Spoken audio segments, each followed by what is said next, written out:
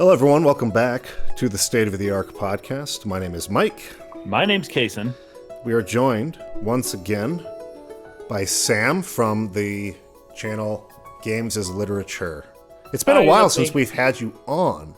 And we've had you on, I think, twice before, and both times I really, really liked the conversation.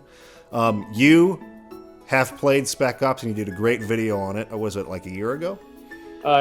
Closer to 2, I think. 2 years ago? I'm certain on that, yeah. A year or two. So what inspired you to make that video real quick? What is it about this game that you love so much? That's a big question. It sure is. Spec Ops is a game that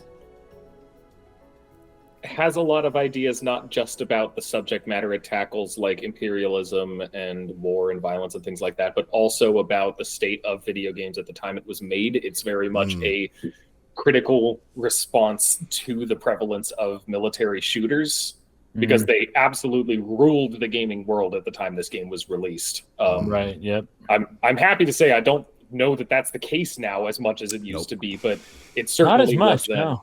Yeah. Now it's it's less military. It's more like Fortnite and things like that. Right. Battle Royale kind of games. Yeah, it kind of moved. Yeah. It's still similar, though. Yeah. That's, I still got some problems with the place it's in, I suppose. But honestly, I'd rather that than, like, American military-industrial complex propaganda critically being swallowed by a bunch of gamers. So, but it's a game I'm all for that. It's a game that's very aware of what it is and intentionally trying to criticize its own genre in a way that I think is really interesting.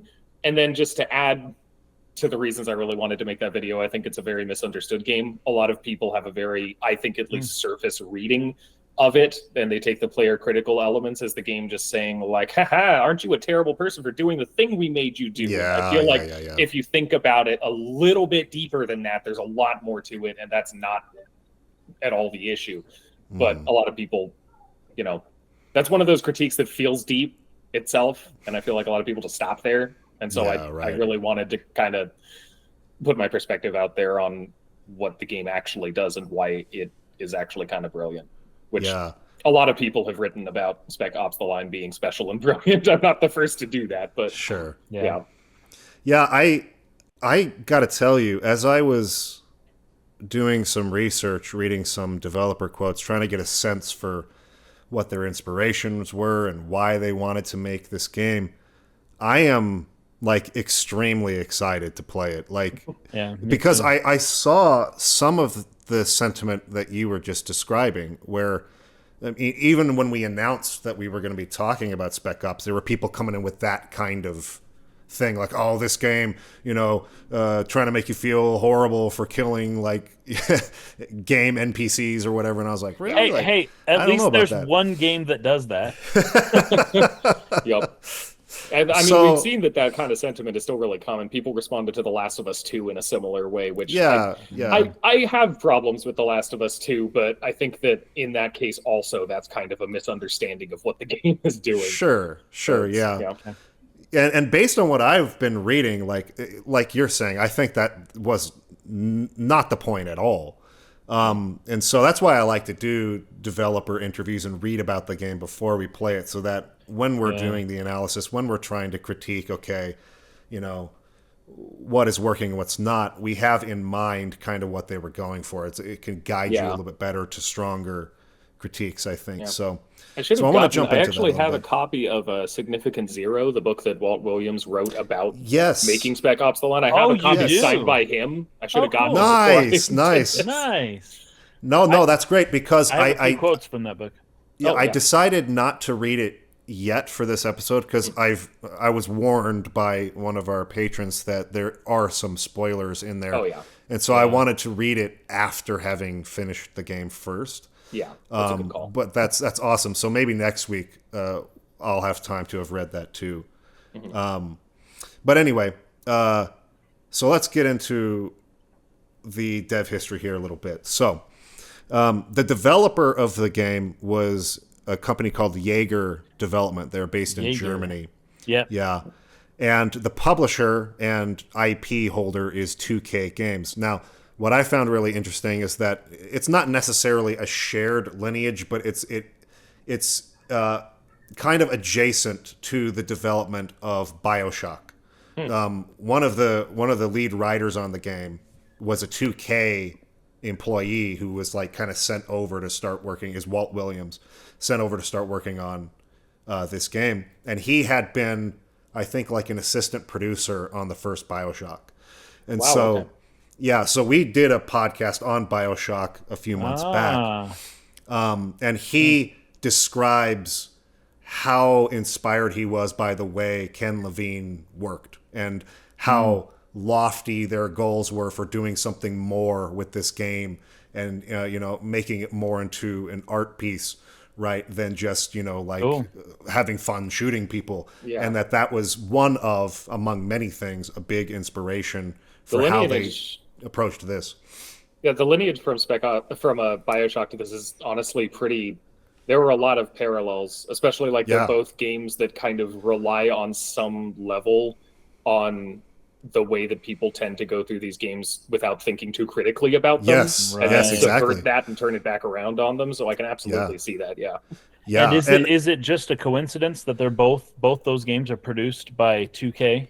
no, that's kind of the thing I took away from this is that it seems that 2K from about the mid 2000s, maybe into the early 2010s, seemed to be at sort of the upper executive level, very open to handing off like the liberty to the developers to just like, okay, make the game you want to make. Yeah. And they like in the one caveat to that in this instance was that they forced multiplayer into the game. Oh, really? And the lead designer, Corey Davis, was hugely against that. And I'll get into that a little bit more in a minute. But I was hoping aside that from there's an that, incredible quote from him about that. oh yeah, that aside from that though, they kept feeling like, oh, we're pushing this too far. We're going to get a lot of we're going to get a lot of direction from 2K saying, no, you can't do this, you can't do this. And they were like, no, go ahead. And so they explained why they were doing it. So it seemed for the most part that 2K during that time was pretty open to allowing the developers to make the kinds of games they wanted to make and didn't try to mingle or put their hand into that process too much. So Cool. but of all the developers here that I kind of wanted to touch on, there's three in particular that I think, that I have a lot of quotes from, but were kind of like the masterminds behind this particular game. So Corey Davis, who was like the lead designer for the game, and also the director. And then we've got two writers, Richard Piercy and Walt Williams. Now, what's interesting is that both of them are Americans, and I think they're both from Texas in a really similar area where they saw a lot of like big dust storms, which plays a huge role into why they decided the setting that they did and everything like that. But originally they had German writers working on the game Oh, interesting. because it's a German company, and it was just like not really coming together the way they were wanting it to. And so Walt Williams was a 2K employee they brought over, but Richard Piercy was actually a lawyer who had quit his job and was like, I think game writing is something that I can do, and got an opportunity. And he talks a lot about how his education as an attorney like helped him in his writing process. But Okay, interesting. so those are kind of Gosh, how do you pull that off? yeah, I know, right? So those are the three guys I think that we'll focus on the most in this. But I got this quote here kind of talking about how the process got started and how Jaeger even got involved at all. So basically, 2K had this franchise was actually like a long running franchise before this. I did not know that. I had never heard of any Spec Ops game other than Spec Ops Online, but there were like Most 8 people titles. haven't. Yeah. It was a real like low budget series, and it was like almost like a SOCOM sort of like Yeah, it was very much like knockoff SOCOM in right. like the PS1 era mostly. Yeah. yeah, and so 2K had this sort of middling, if even maybe less than that, little franchise called Spec Ops that was going nowhere, and they wanted to sort of relaunch that or reboot it, do something real different with it, right? And so this developer Jaeger came to 2K with a pitch for this like sci-fi shooter they had in mind that had like squad mechanics and things like that. And they were like, okay, we're not necessarily interested in that, but we really want to do this reboot of our Spec Ops property with like a really dark, kind of narrative-driven, story-based focus versus what it was before. And so Corey Davis was like, oh, that sounds awesome. So it says here, from the beginning, publisher 2K Games wanted to make something different. It wanted to revitalize the Spec Ops franchise, so it put out feelers to various studios looking for pitches. Corey Davis worked with the team at Jaeger to answer that call. And he says, I put together a pitch for something that was much more sci-fi. It had sort of a future soldier element to it, but it did take place in Dubai, and it did have some of the elements we were playing with.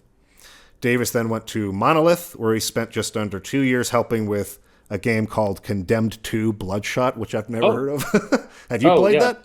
I haven't played the sequel. The first Condemned was an Xbox 360 launch title. It was a horror game. Okay. Pretty much like all right. Nothing incredible, but solid, good. I heard decent things about the second one. I just never played it. Yeah, so I guess he had worked on that. And then after putting that project to bed, he took a week off in Mexico. That's where 2K found him. It wanted to talk to him in San Francisco Bay Area about its Spec Ops and Jaeger's pitch about making art. Davis got on a plane, and he says they wanted to do something that was really serious and dark and mature as a take on a war story. And so he became very, very interested at that point. So I wanted to talk a little bit about what inspired the setting and the whole... Kaysen, I'm actually curious if you had known about this before. Yeah. The myth about like the Persian soldiers that went missing in that huge like dust storm, and like there were a couple guys who found or believed that they discovered like the skeletal remains of this army. No, I don't think I've heard of this before. Okay, it's crazy. So 525 BC. A Persian king named Cambyses II sent a massive army from Luxor to the city of Siwa. Cambyses was angry that the oracle at Siwa had rejected his claim to the Egyptian throne. He wanted the oracle destroyed. According to the ancient Greek historian Herodotus? Herodotus, yeah.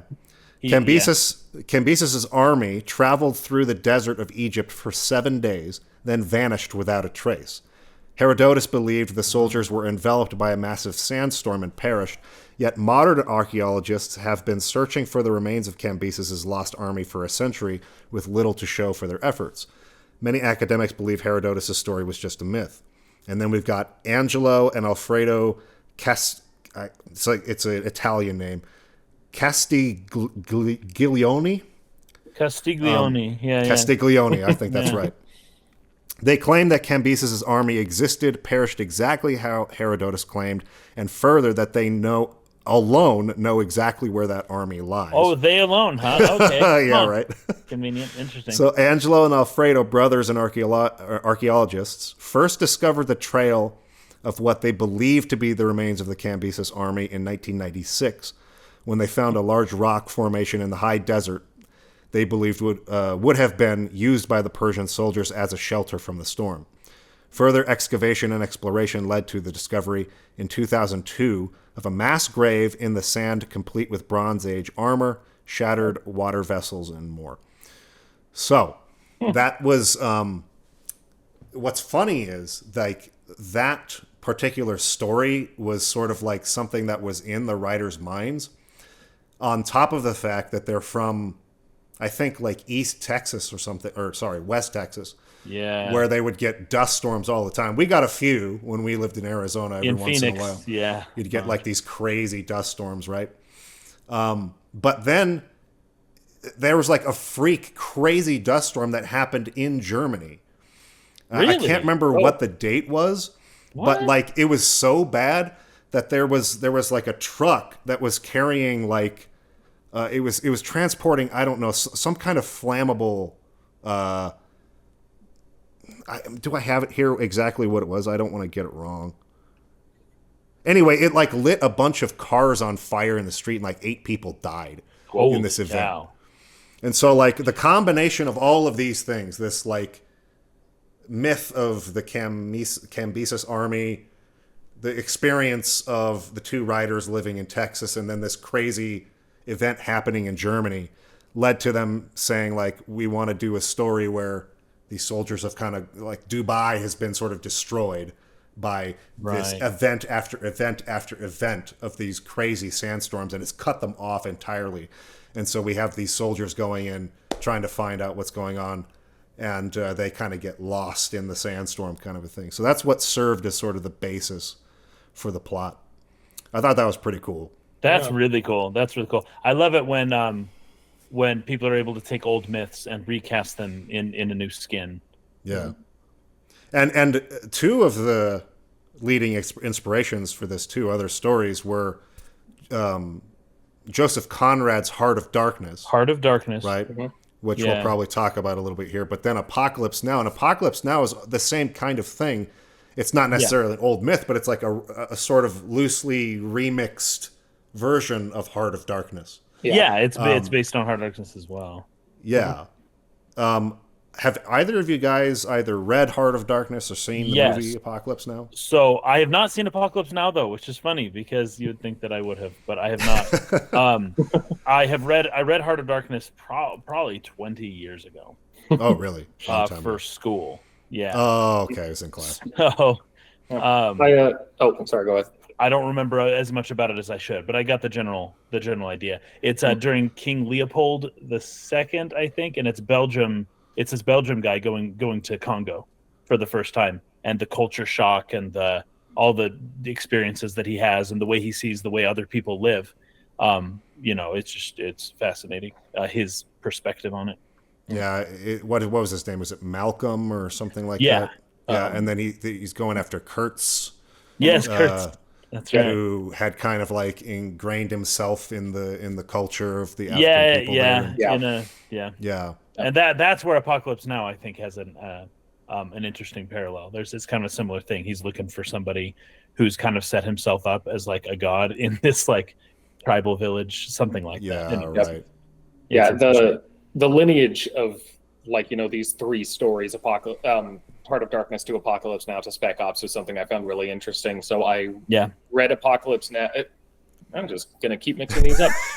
I read Heart of Darkness and then watched Apocalypse Now when I was prepping for the video that I did on Spec Ops. And it is interesting because it is pretty literally just like retelling after retelling, putting into a different context. Apocalypse Now is quite literally just Heart of Darkness, but set during the Vietnam War. And then Spec Ops is very much kind of a mix of the 2 set in a theoretical disaster in Dubai. Yeah. And there are a lot of parallels between them, a lot of things that all of them kind of interact with each other in interesting ways and respond to the previous ones in weird ways. The relationship between them is really interesting for sure. I don't know if I'll have time to read Heart of Darkness by next week, but I think I am going to watch Apocalypse Now. Oh, sweet.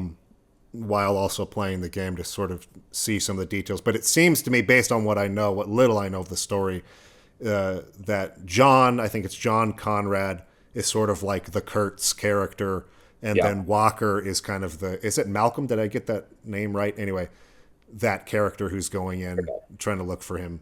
But anyway, so you can kind of see how they've sort of remixed that. And like you're saying, I think it would be interesting to look at the 2 a little more closely and kind of see similarities. I'm sure we'll be talking about it later because there's a lot of meaningful kind of commentary and such in how the game addresses the stuff it's adapting. So yeah. Cool. This next quote that I have here, I think it starts to kind of address some of the stuff we were talking about a little earlier about people's, their reading on the game and maybe criticism of it for how it like tries to make the player feel bad or whatever. Yeah. It says, "We wanted Walker to be the average guy," said Corey Davis. "It was really tough for us to do that and also have special forces training and do all this crazy cool stuff that he's able to do but we really wanted him to be somebody that the average person could relate to. We needed a blank canvas from which we could evolve. So basically, we wanted to shred your average guy, and by the time you get to the end, we really wanted to express as strongly as possible what can happen to the psychological state of somebody who goes through these horrible events. And they even talked a little bit about Jacob's Ladder being a inspiration for this that sense. Yeah, the movie Jacob's Ladder. Sick. Being in this particular sense, the psychological side of it, right? Yeah. When we did Silent Hill 2 a little while back, we watched Jacob's Ladder for that analysis because that was also greatly inspired by Jacob's Ladder. Have you seen Jacob's Ladder? I haven't, actually. You need to see that movie. You have to. It's life-changing. It is so good. Okay. It's amazing. We actually ended up, due to having watched that for the Silent Hill analysis, just doing a whole podcast, a whole series on just the movie Jacob's Ladder. It's fantastic. Yeah, I'm editing it now. Okay. It'll go out on YouTube later this month or maybe next month. Yeah. All right. We'll have to see where it's streaming, and then I think I found it on. Where did I find it? I think it was Amazon was where I found it streaming before, but I don't know if it's still there. Oh, stop it, Google. That's not what I wanted. Well, yeah. I think you might be right about that. Yeah. But when my phone starts actually behaving working, all up, you might be able to find it. Yeah, I'm really interested to see what you think about it. I think for both Kason and I, it ended up being like pretty much our favorite movie we'd ever seen in our whole lives. I would say, and it's amazing to think that anything could top, like the Fellowship of the Ring or something. a movie like that I saw when I was 14, and that I have all these connections to, and then seeing Jacob's Ladder is just like, wow, really, really incredible. Yeah. I have. Okay, I have it is some on more Amazon here. Prime. So yeah, I'll try and watch Good, this before we do more. It's on YouTube Movies too, I think, or something. Oh, is it really? Yeah, okay. So Google Play or something like that. Walt also, he was asked that, probably in the same interview that you were reading. He said that his brother came back from war. Yes. And he said seeing his brother and friend come back and seeing little differences between them, playing the military shooters always felt a little off. Right? So he says, because it was not a representation of what those people I knew actually went through. You didn't go over there like Captain America and kill all the bad guys and become a hero because you killed everyone. It wasn't like that. It was really lacking something. It was really glossed over, sort of Hollywood, especially when you look at the movies and what movies of war have become, like in the 70s and 80s. And he kind of gives some examples. But he's like, I didn't want to do that. He wanted a movie where you actually had people expressing their actual experiences of war, right? And he said that in books and movies, and there's all sorts of media where that has been addressed, right? But he thought that in video games there was not really a game that addressed the actual terror and the issues that soldiers deal with in war adequately. So he's like, well, there's a hole in the market, so he decided to do it himself. Yeah. Which is interesting to me because there has long been an argument that would effectively be impossible. I forget who, there was some director or something that long ago said there's no such thing as an anti-war war movie because by capturing it on film in a compelling way, you are inherently glorifying it. I think thought of kind of reductive personally. But similarly, a lot of people have said the same about video games. You have to make the game fun to play. And so by doing so, you are inherently making war a cool, fun thing. I do think, though, that a number of games have approached violence in a way that, in various different ways, that kind of prove that wrong, that it is possible. You have to do it very conscientiously and carefully, but it is possible to do it. And I think this is probably one of the first games I can think of that really managed to pull it off, but there are a number of others and probably some before it, too. Yeah. But, yeah. Yeah, I actually, that's a topic that I've been mulling over a little bit. Me too. There will probably be a video later. I have kind of an essay planned on this for, does a video game need to be fun? Right? Or are there other ways to get across, kind of for the reason you're talking about? But anyways, I'll get onto that later. But that's a good point, because books and movies and documentaries, and there's a lot of other media that can get away with that. It's just Yeah. in a game, right? And there's got to be a way to do it. Video Yeah. games are the only one where we tend to think that fun is like the main and only thing Yeah. it has to do. And I can Well, think and of a number of games that aren't fun but are compelling. And like this war of mine, one of the most stressful experience. That is not fun. I just it broke me.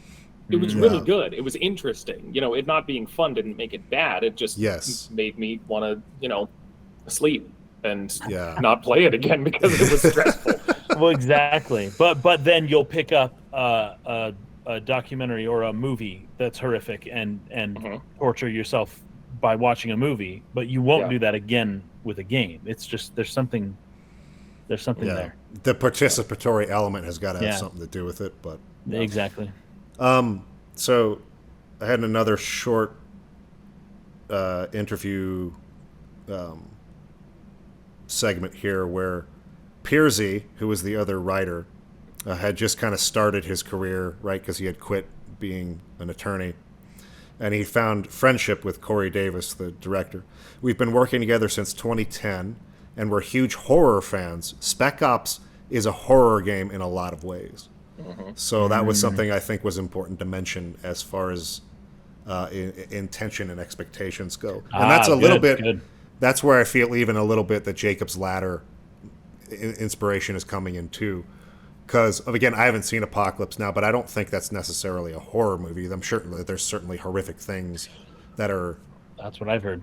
You know, shown on screen, but, like, Jacob's Ladder is in kind of like that psychological horror genre. So, more squarely, I would think. Okay, so this quote, I think, kind of touches on a little bit what we were talking about earlier, too. People are not going to get mad at you if what you do is consistent with the game world. If the shocking moment is adequately prepared for you to understand that this type of game, or that this is the type of game that you've bought into, it's going to get progressively worse, and we're going to talk about whether or not your actions are appropriate or not. Your characters are going to talk about it. The game talks to you. We completely break it down with game screens and load screens and whatnot. We talk to you about it. I think it has to be consistent. If it came out of nowhere, and I don't want to be critical of another game here, but the airport scene in Modern Warfare, people were pissed off about that. It took you out of the game and jarred you because it doesn't fit that game world. And not only does it not fit that game world, you don't get to react like the characters you were playing would. I think that if you're going to set something up like that, you have to be ready for the possibility that people will go through the shooter as the main character and continue with the mission, but you need to allow them to feel like they have some moral agency in a situation like that.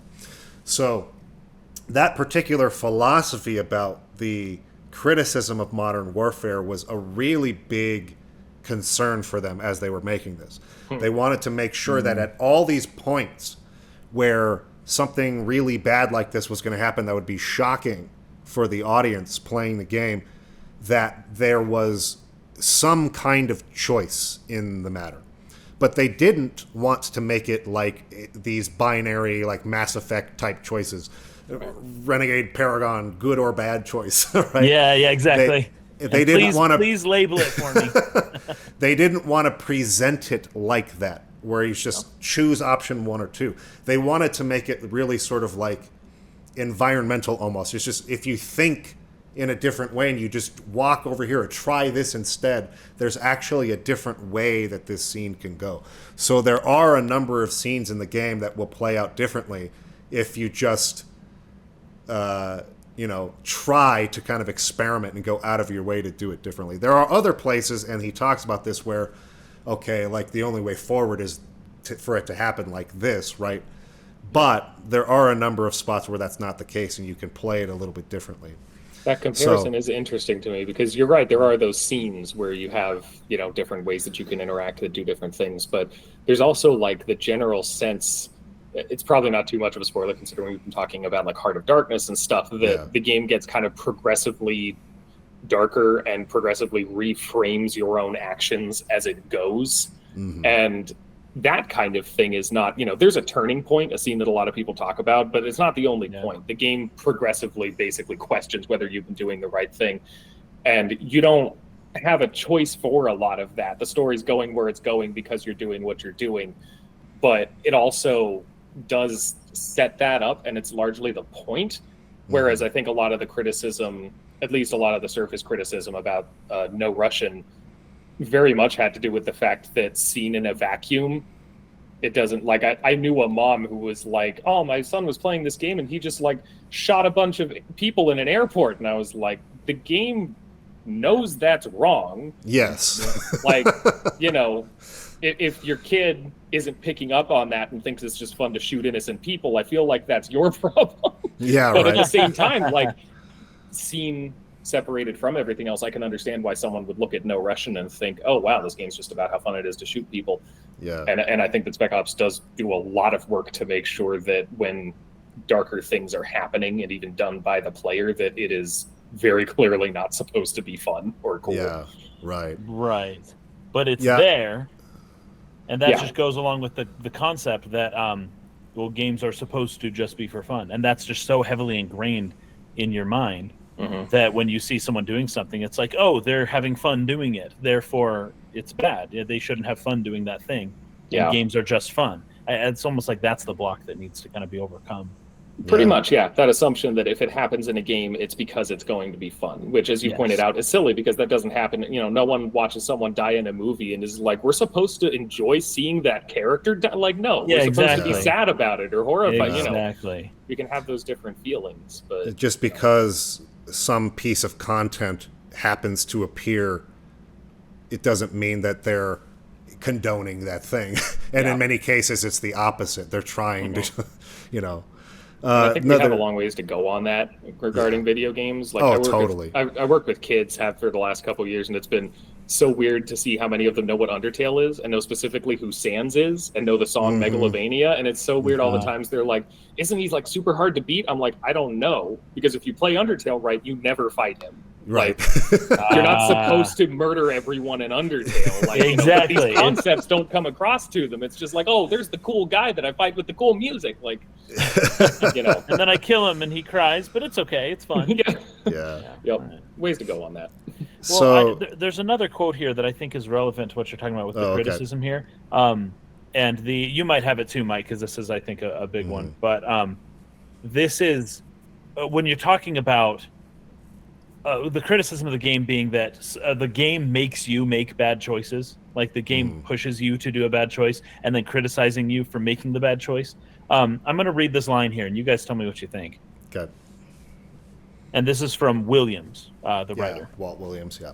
They tell you when you're in dangerous situations, don't be a hero. Being a hero gets people killed.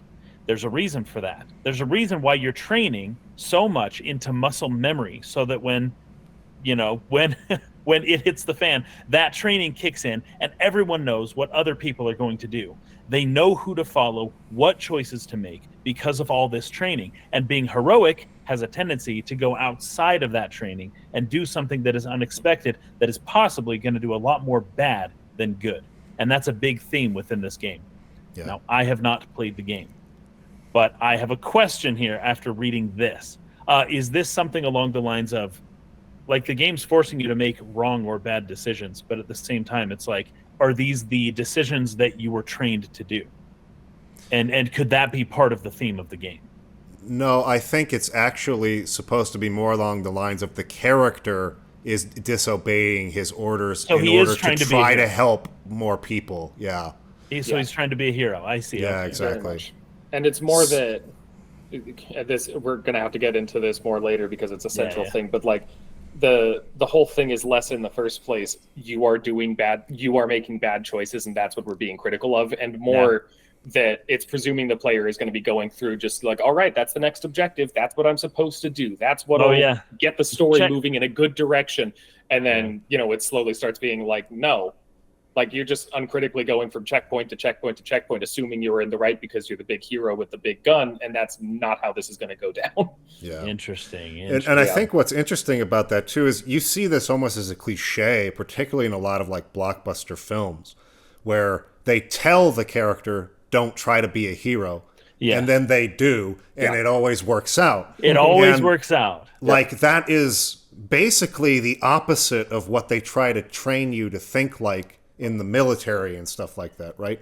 Like you're that going out of your way to do what you think will play hero or whatever actually ends up having horrible, dire consequences a lot of the time.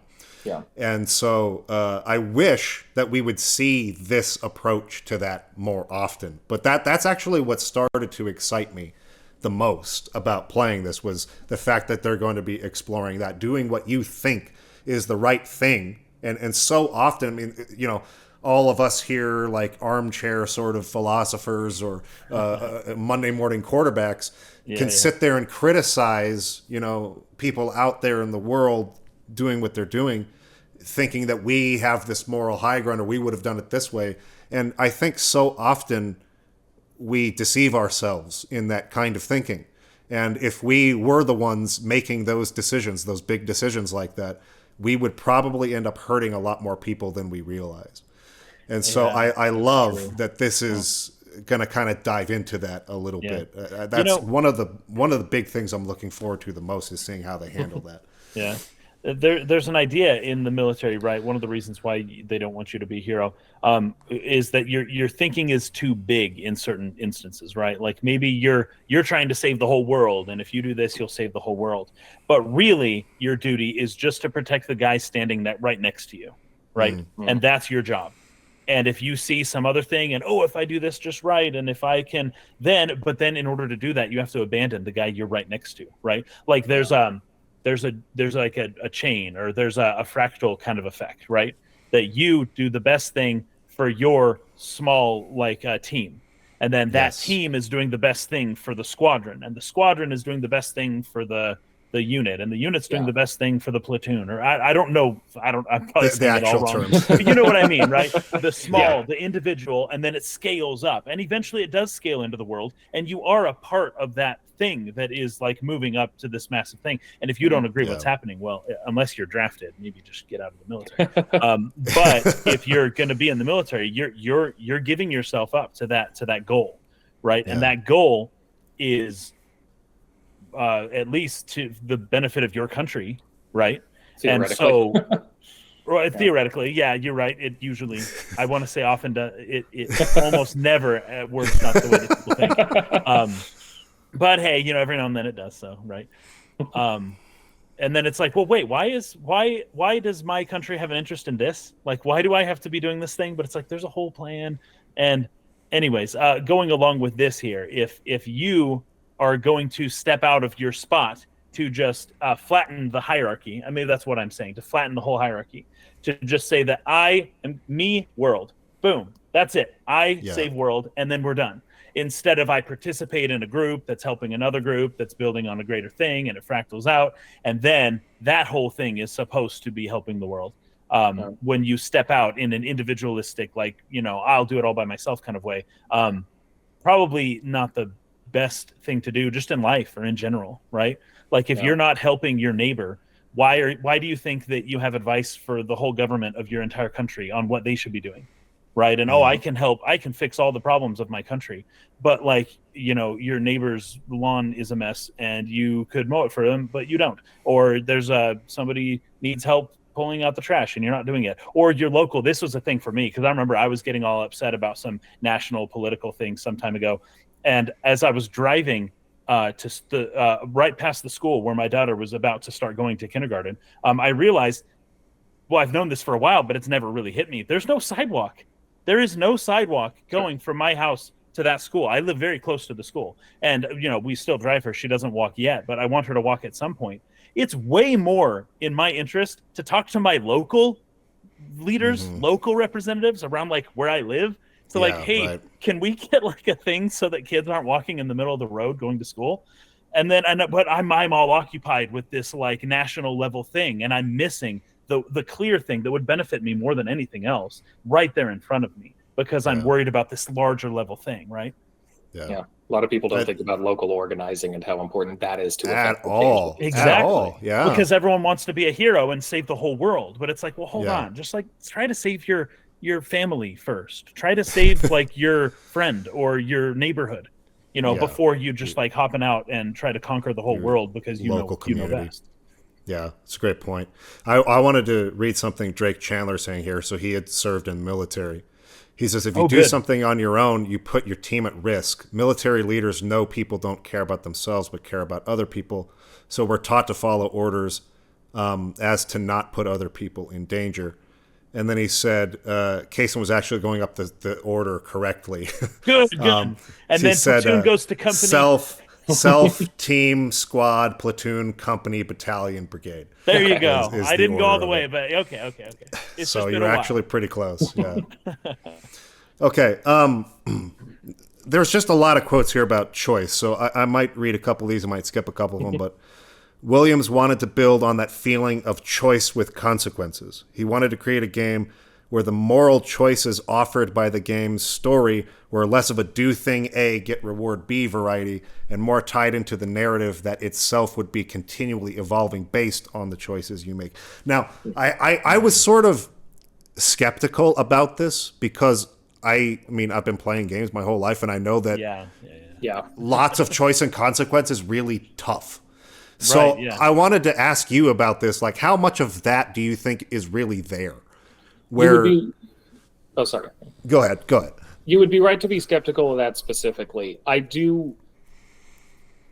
going to try not to stand on this soapbox for too long because it's one of my main ones. But like, Okay. there are a lot of ways for choices in video games to be significant aside from changing how the story goes afterwards. There are a lot of instances where it can help you inform your own thoughts on the character, on the scenario. All these things matter or can matter with how the choice is presented and what happens with it, even if it doesn't change the ending or whatever, right? Sure. And Spec Ops, very much, there are consequences for the choices you make, but choice is not a major part of it. For the most part, the game is sort of a commentary on what we accept as normal in the things that games have us do. So there are choices, and I can feel like sort of that attempt within it, but when it comes down to it, the impact of those choices is more about how you are approaching what the game is giving you than it is about changing how the game turns out as a result. Gotcha. Yeah, But there are like 4 endings, right? I was going to say there are a couple different endings. I didn't know that. Good. They all happen based on your choices at the very end. Yeah, like the last choice affects. Yeah. There's like one or of those two 4. major choice situations at the very end of the game, and in some cases, like when this happened in Mass Effect 3, I was like, come on, I've been making choices that build up to this for 3 games. But in other cases like this, one. But in other cases like this, it really is more of a question of you have seen this, you've been through it. Now, what will you do? How will you respond having experienced this? And I think it works really well personally, but it'll be interesting to hear your thoughts. Yeah. Well, that's good because it's always a matter of perspective, right? Or it's a matter of expectations and perspective. Because if you buy Spec Ops thinking you're going to get Modern Warfare 5 or whatever, you're going to be disappointed, right? But you have to. I feel like it's important to kind of know what you're getting into. In some ways, I think this game wanted to surprise people with this, right? And that's fine if that's how they wanted to do it. It's probably a good selling point. That way you trick people into buying your game who did not want this kind of story. I do know people for whom it worked too, who say that like they bought this just thinking they wanted a shooter and then ended up like rethinking everything that they thought about shooters and how you play games, and that's very much the point. Good. I think that's less great. common now probably than it used to be. I feel like games have gotten better at, sort of this self-examinatory language in a sense than they were back then. Partially because of this game, probably, but that's probably true. But yeah. So he goes on to talk about some of the experiences with like playtesters. He says, I remember when we first did a press demo for this and we did our first hands-on. This is Walt Williams speaking. I think it was the second or third guy who sat down to play the game. He got to the choice that's in there and he paused the game and turned to us and goes, what do you want me to do? And that was the first moment that it really clicked in our heads. We knew we wanted to do something that did the moral choices differently, but we hadn't realized how ingrained we had all become. So it wasn't obvious what he should do. Yeah, that's right. Next one here. Let's see. Oh, this is just talking about how he worked with Ken Levine. I've kind of already gone over that already. Yeah. Everyone at go ahead. I have a relevant one for what we're talking about right now.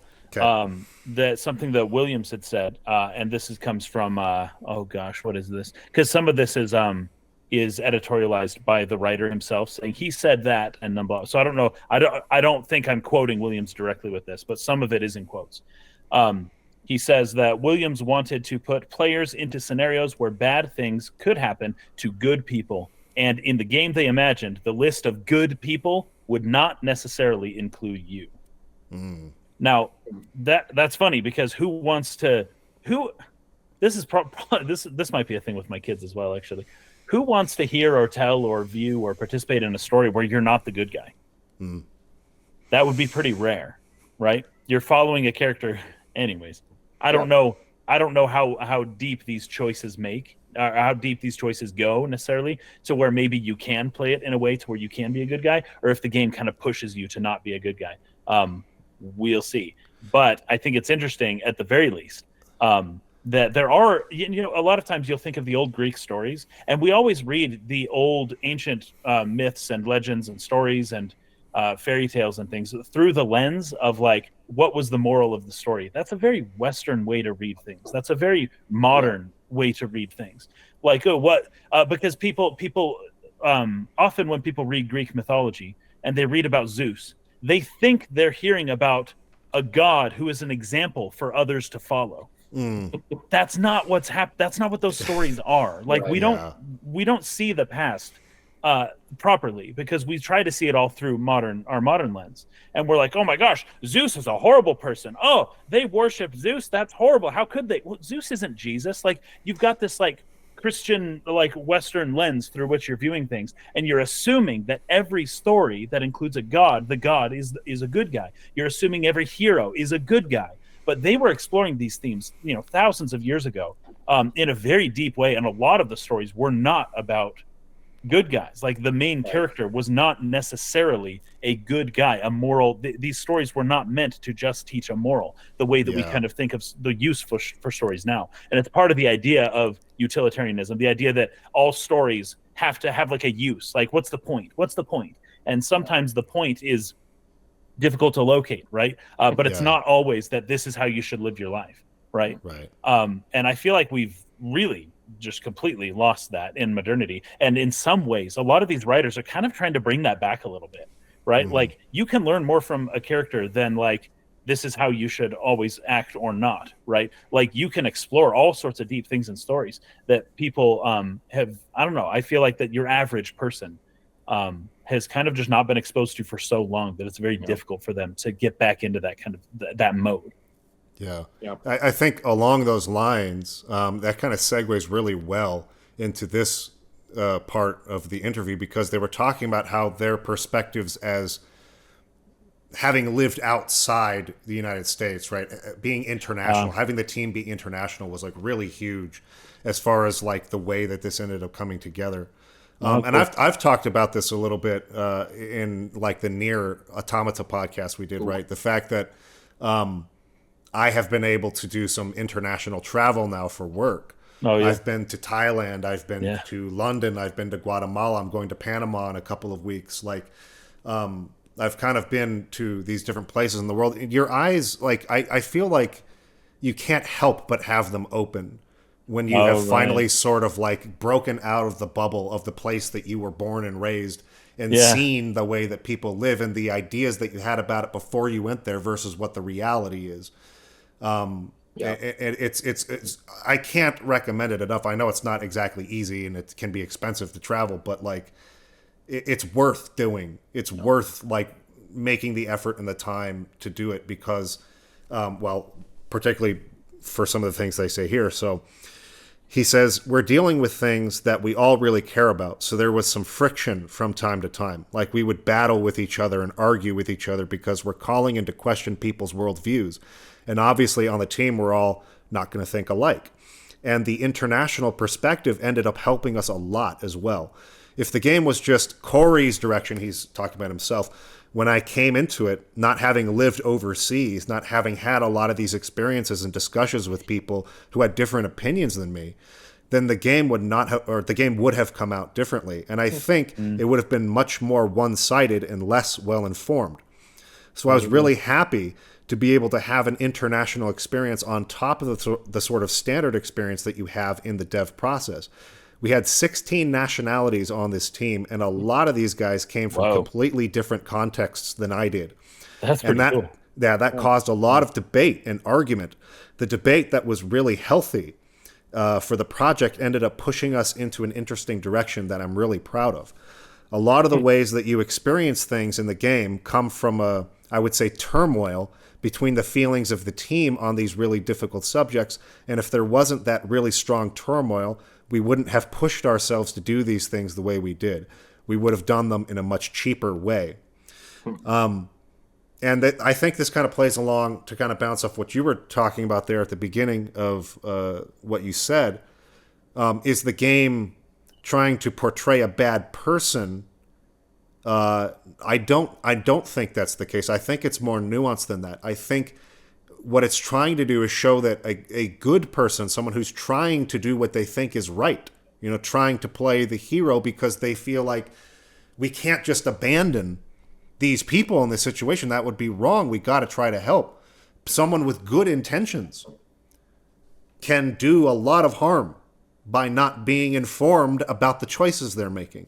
Right? Interesting. Yeah. In defense of the statement, he said the list of good people does not necessarily include you. It's not that it doesn't. It's just that it might not. Yes, right. Yeah.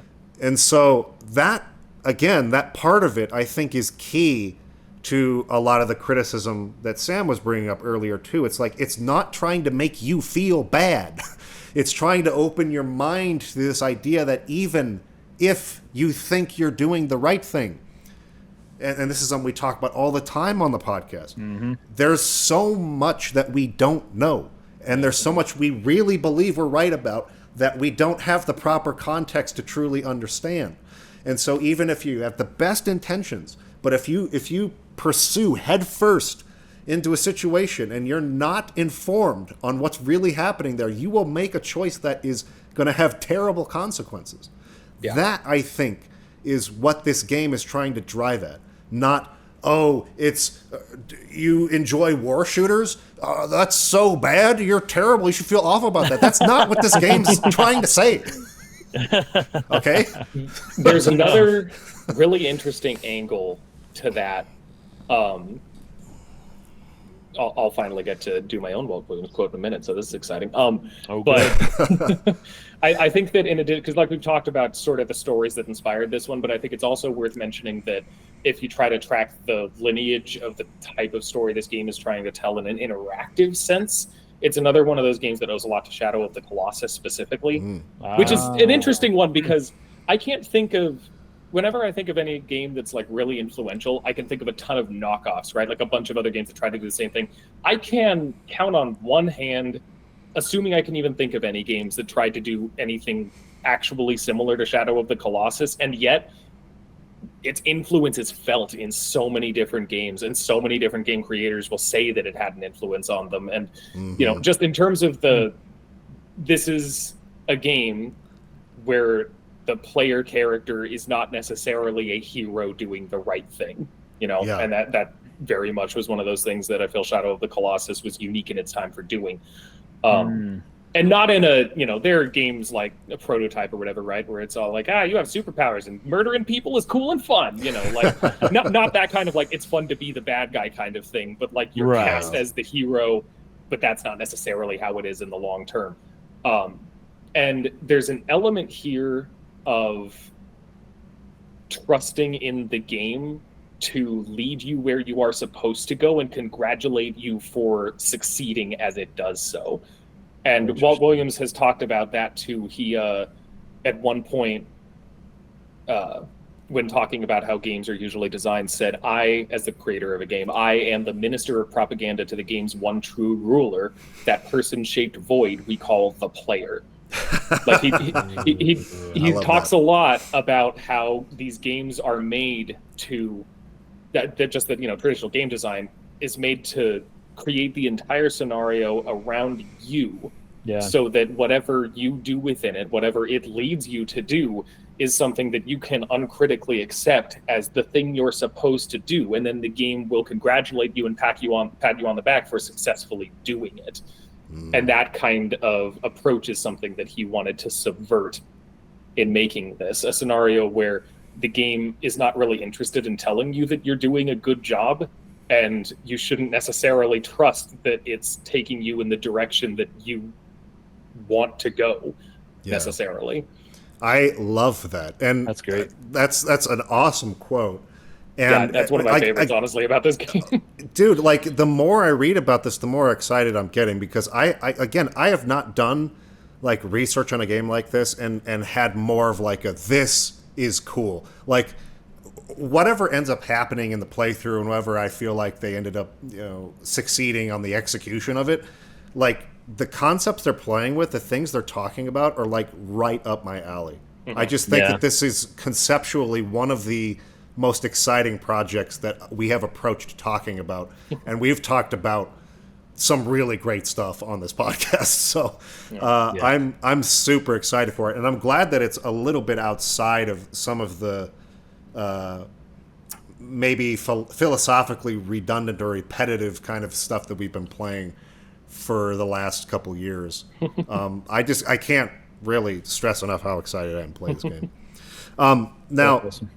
they do start getting into some of the concern they began to have about, will this game actually sell, while 2K was, and they're very like upfront about the fact that they can't believe that they took some of the risks that they did and that they gave us as much freedom as they did. Yeah. But at the same time, there's this balance where, like, at some point you're playing around with someone else's money, and like, they're gonna be tracking this along the way and trying to find out, okay, what should we expect as far as a return on this investment.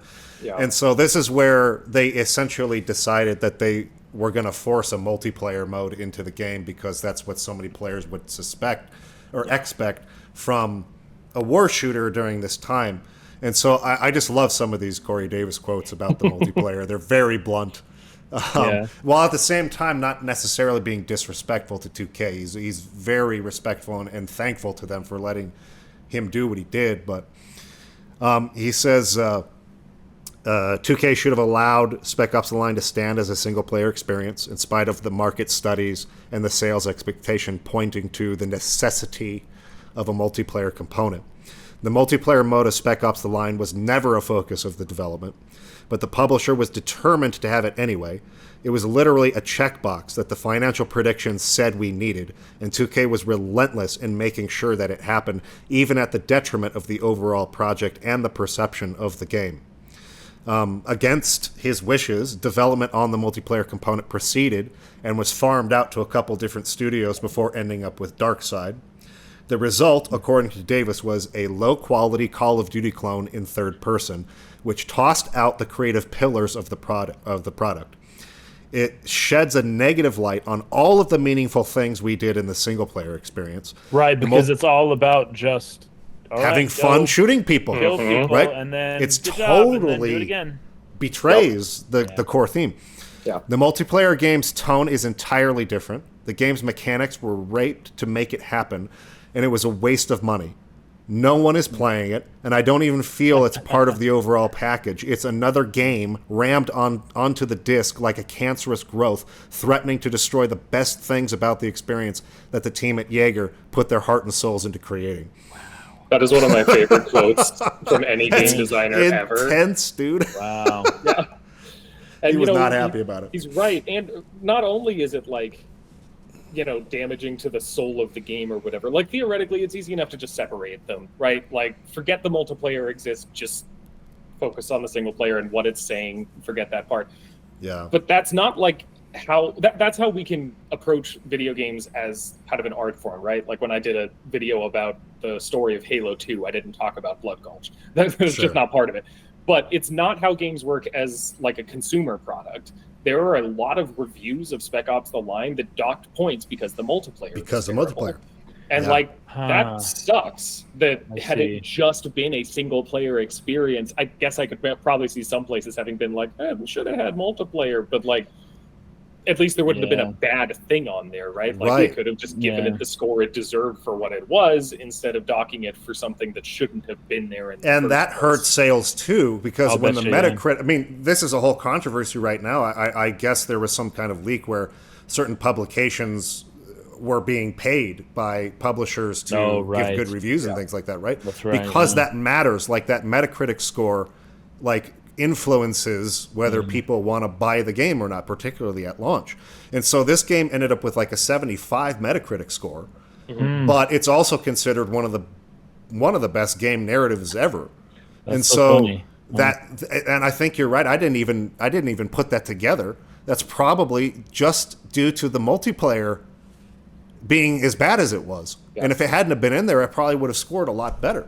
So they actually hurt themselves sales wise by forcing this in there, rather because their predictions said it needed to be there. That's crazy. Yeah, That's true. It just really is a whole. Yeah, it's bad. That is important. It is also bad. Like you can play it. Spec Ops has a lot of strengths, but gameplay is not one of them. Gameplay is I've heard that. Yeah. kind of middling, and frankly, you could argue that is a strength. You know, if it's the super most fun ever shooter to play, then that doesn't necessarily speak to its thematic strengths, but it works fine in a single player context. In a multiplayer context, that is pretty much all that matters, right? If you're not having a really great time mechanically, then what's even the point? What's At that the point, point? it was mediocre Gears of War clone with Call of Duty paint on it. Yeah. No one's interested in that. I can't tell you how many times when I worked at GameStop, people would come in like looking for a game like Call of Duty, and I'd give them this, and inevitably they'd come return it just saying the multiplayer wasn't any fun. I'm sitting here like, that's not why I suggested it to you. Yeah. That's so funny. You know, it's funny. Honestly, that Done. job was fun in terms of that job was fun in terms of getting to like when you actually did get to really give people something that they wouldn't have tried but really enjoyed. It was great. But there's also a lot of times when you pour your heart and soul into trying to find something that someone will like, and then they're like, "Oh, well, I sold Spec Ops a few years ago, and I regret that. I'll just buy Black Ops. Black Ops. Oh, Yeah. So they just like rebuy a Call of Duty game they've already played instead of all the cool stuff that you're trying to recommend to them. And it breaks your soul a little bit. Yeah, that's funny. This brings up the question, though, just in general, of just how exactly one should go about reviewing something like a game, right? Like if you've got this like work of art masterpiece, and then there's this other the cancerous section of the growth game, on it. yeah, that's like separate, that's like a different thing. You have to judge it as a whole package. You have to. Yeah. It's one thing, right? And so even though the game likely would have scored a lot better, you can't just say, oh, for this one thing it did really good, therefore the game's a 10 out of 10, right? Like it, and it's so funny because as what we're doing here when we analyze, we're all about authorial intent, at least in part. As we analyze it, we want to keep it in mind. But when a game first comes out, these Metacritic guys, like they don't know much. Like these interviews, maybe some of them had happened previous to the game coming out, but most of them would not have been available. And nobody knows that this was just what but even if they knew that this is just what 2K wanted, it's still part of the game. You still have to review it as part of the game. And it brings it down, right? That's just like tough, I guess. But as far as what we're doing, analyzing just the story, see, we get to just ignore it, and we can rate this game completely independent of that, knowing the authorial intent and being more focused on story. I would be so interested in whether or not multiplayer is even still like supported. Like, can you still play multiplayer? Anymore. It doesn't even work. I would assume local. Well, can you play? I forget if it had local multiplayer, but if so, then sure, that would work. But yeah, servers are not up for it. It's not even. They've removed the cancerous growth from the game. It now no longer exists in there, right? yet the Metacritic score stands. I know it sucks. It's worth noting too that like there's games writing and games criticism has been growing similarly to games themselves growing, just in terms of like Hi, Nutmeg. This is my cat. She's a pain. It was for so long exclusively focused on looking at games as a consumer product. I'm just going to be pushing this cat away the entire rest of the time. I love you, Nutmeg, but go away. Like, these reviews existed to answer the question, should I buy this game? Yeah, right. right. Like, Right. that's when it comes down to it, that is what they were interested in. It was a problem I ran into because I did actually teach a video game literature class and at the Yeah, I junior high and remember high school that. level quite a few years ago. Yeah. And it was one of the things that I had to deal with when it came to essays. I would give them a prompt like, hey, we played Beyond Good and Evil. Give me an essay about Jade's personal character growth over the course of the story. And then they'd be like, well, the graphics were pretty good. I found a glitch here. And I was like, guys. Middle school, man.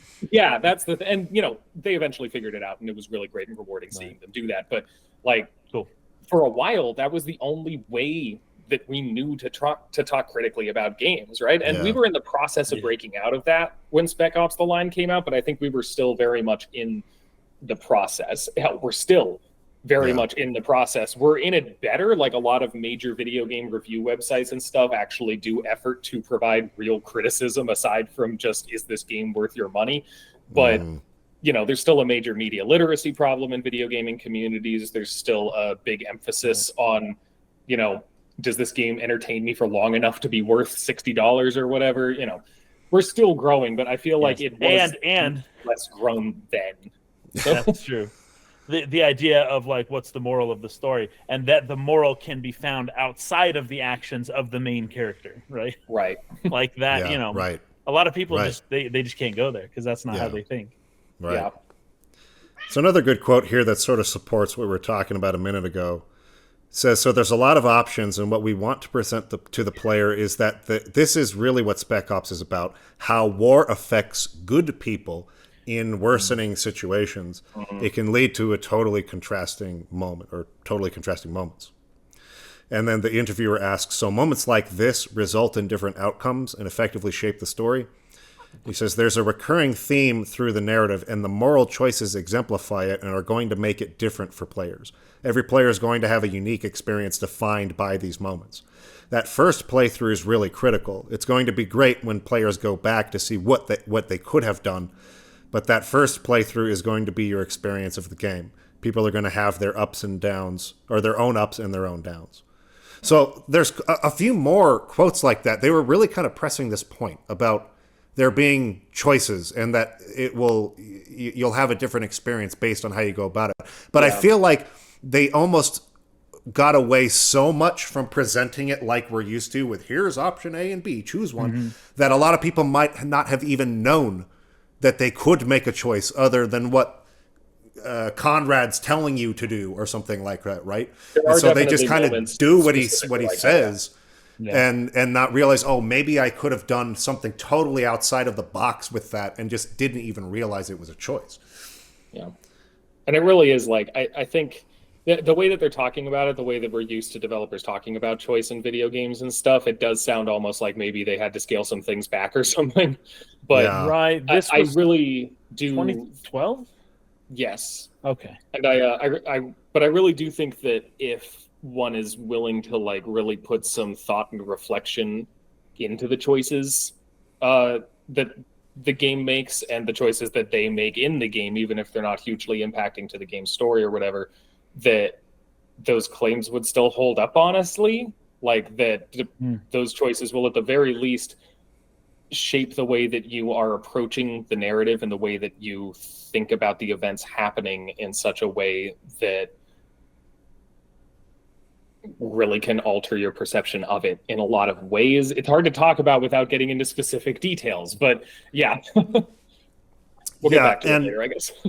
And there's one more thing kind of on the back of this that I read here that made me consider, like, there may be some places where they do this and maybe people didn't realize, or maybe it's just not as it doesn't feel like as much of an impact on the story as maybe they were hoping. But there are other places where they really gateway you into a choice. You don't really have a choice. It has to go this way. Yeah. And so he was asked about that, and he said, it could be looked at as a bit of a cheat on our end, right, as storytellers, that the game has led you in this sense. Absolutely, but so does life.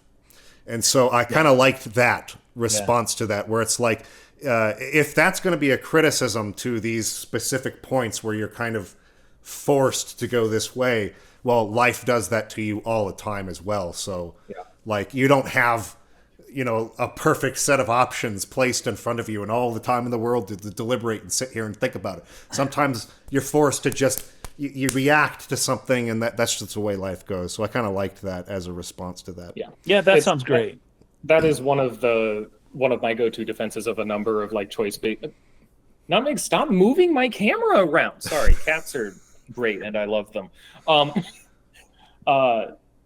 Do a number of choice-based games that a lot of people tend to have a negative opinion of, or at least that people criticize for not, having your choices matter, right? Things like Telltale's The Walking Dead Season 1 or Dragon Age 2. Sure. Games that are very explicitly, in part at least, about the fact that you do not always have control over what's happening. Mm-hmm. And then people are all like, oh, well, the choices didn't let me end the game however I wanted. And I'm like, yeah, no, that would ruin everything. That would defeat the purpose.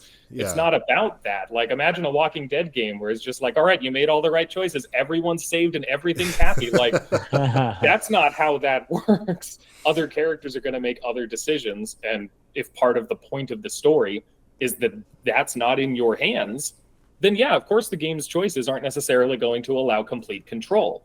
I'm like, get off of the table. I think that kind of plays into, we were talking a little bit earlier, I think, about how games are sort of maturing into, like especially the shooter genre before this, versus like what it's, hopefully it's made some strides as far as that sort of almost like propaganda-esque, like heroic sort of like depiction of war versus how it really affects people, right? Yeah. But games for so long have essentially existed as power fantasies for players. Yes. I mean, like the majority of them are this. Mm-hmm. And whereas maybe that's the issue, is that we're conditioned to think about them as power fantasies. And we need more games of this kind to sort of break that mold and to get people to think differently about them and to take them more seriously as art, which is,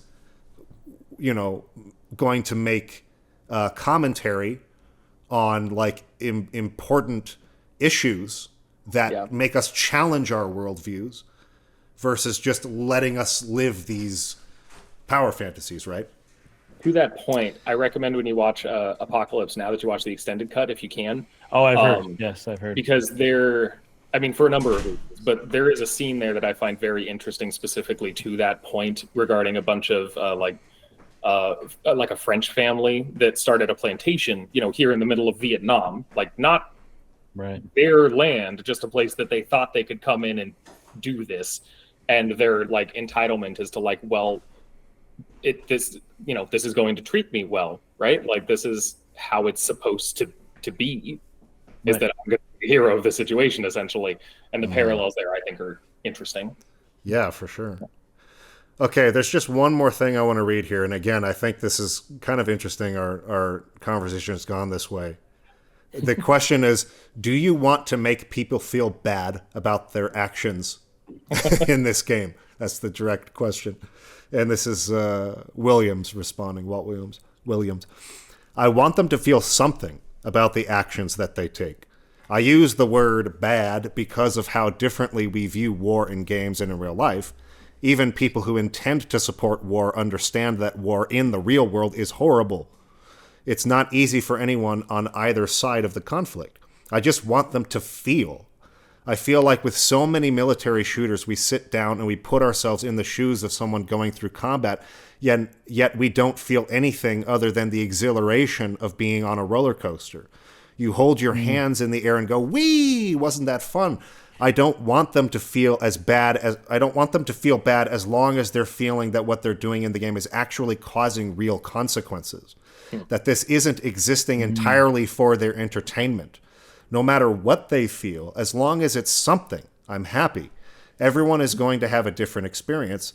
Through focus testing, we found that everyone has their own reception depending on the personal morals of the player. I think that's fantastic. If we were getting uniform reactions across the board, that means we've made a story that is guiding everyone down one linear emotional path. Instead, we've created a space for gamers to examine their feelings, and I think ultimately that's what we have to do with a game like this. We're not making a statement. We want players to come to their own conclusions. I think that is a perfect response to that specific criticism, right? I really love that he used the term specifically there, like on one linear emotional path. Yes. Like, Yeah. because the game overall is going to follow a certain story. You're going to have to do things that even if you as the player think, I don't want to do this, this is messed up, it's part of it. You're going to have to. But it's not so much about like, oh, I wish the game let me do something else, because that would ruin the point of the game. It's about how you respond to it. It's very much... It's fun how explicit he is about this, like just about how much this game is about tearing down all the walls that exist specifically to make you feel comfortable in the game you're playing, in the space that you're inhabiting, and instead just like get rid of the illusion to let you see what's actually happening instead of trying to spin it for you, Right.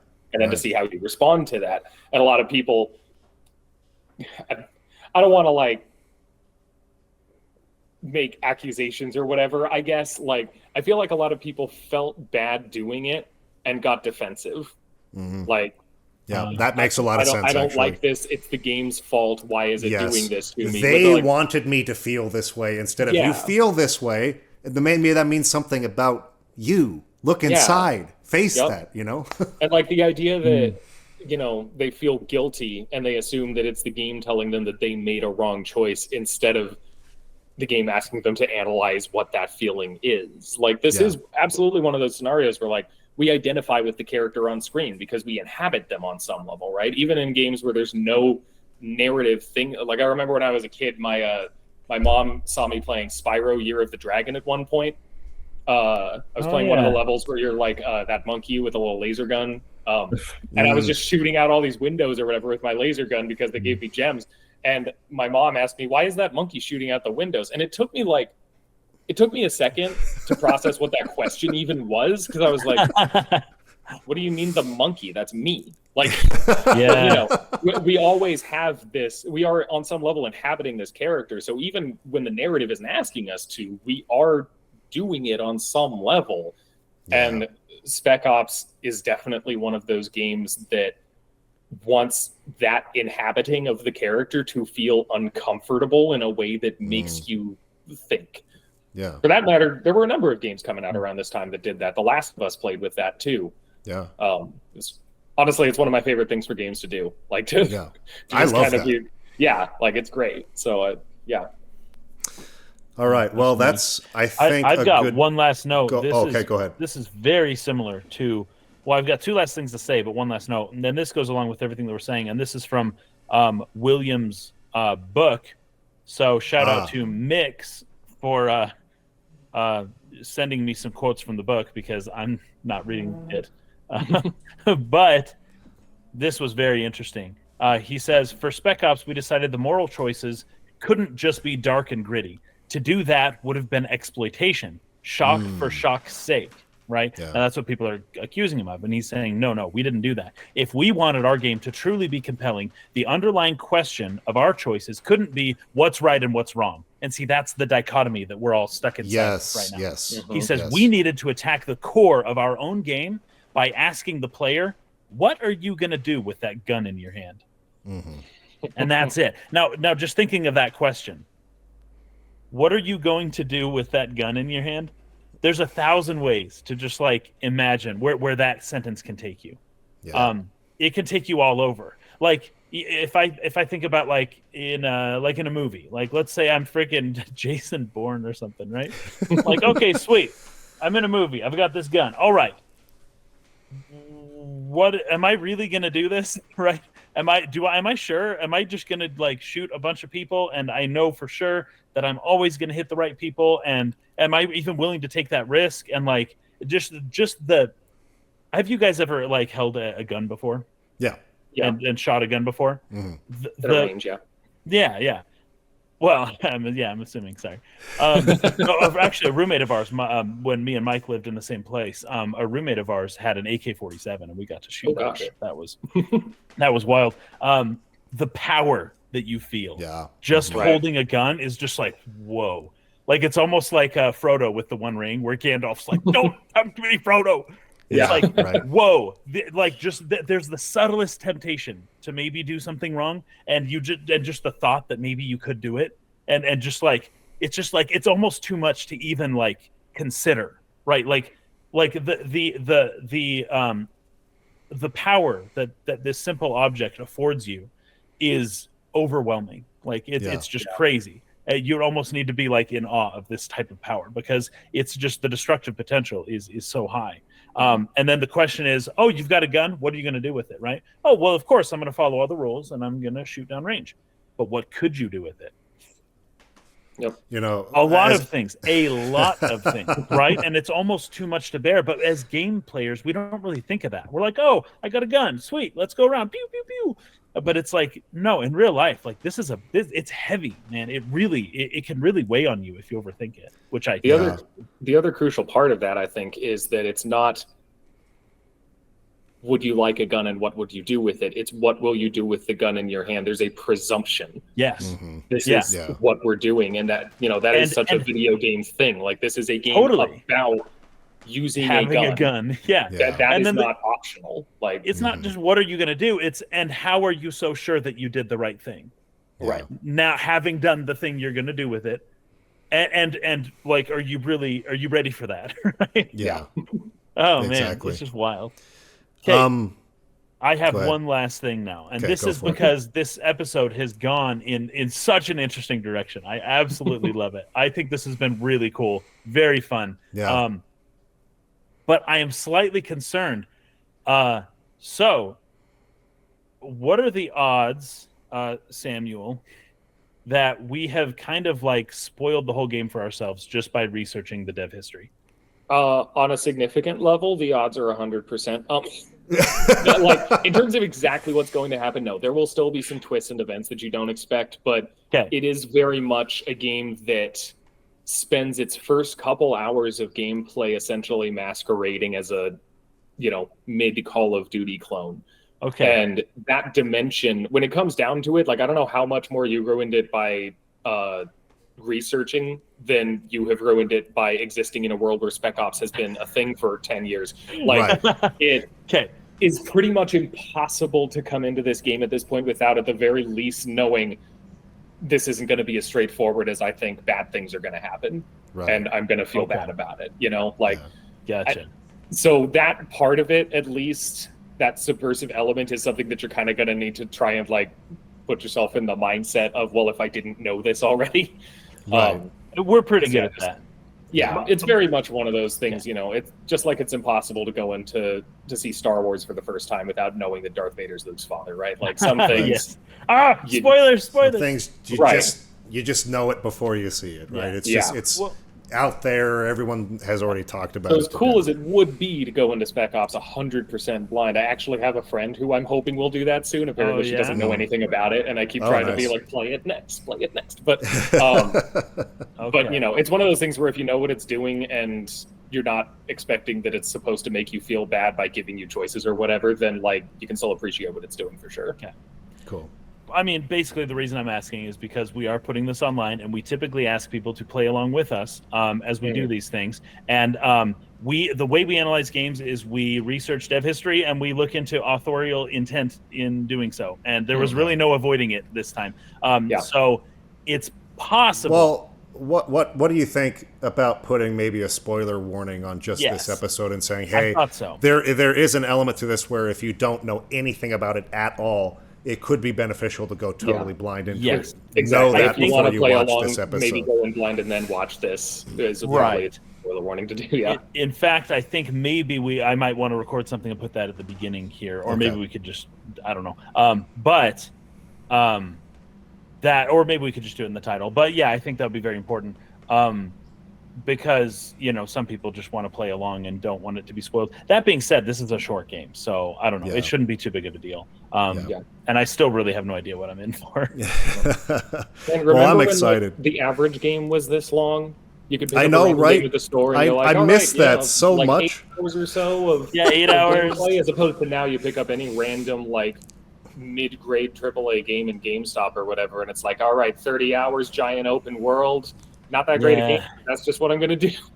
Yeah. I miss it. I miss the succinct game experience where you just play it over a weekend and you can Yeah. beat it. Yeah. Anyway, appreciate you coming on with us, Sam. I think this has been one of my favorite conversations I've had on the podcast. Actually, I feel so excited about playing this game right now. I'm gonna excited. close this down, and I'm probably Yeah. gonna boot it up and like get I mean, started. So I hope it's not a letdown in comparison to the excitement then, but yeah, Hey, I'm really excited excited to hear what you two end up thinking of it as Great, you go good. through it. It's such Yeah. there's so much to talk about with it and so much like critical analysis of it, of varying degrees of getting the point or missing it. It's a lot. It's one of my favorite games to talk about for sure. Awesome. And for anybody watching this, make sure and go check out Sam's channel.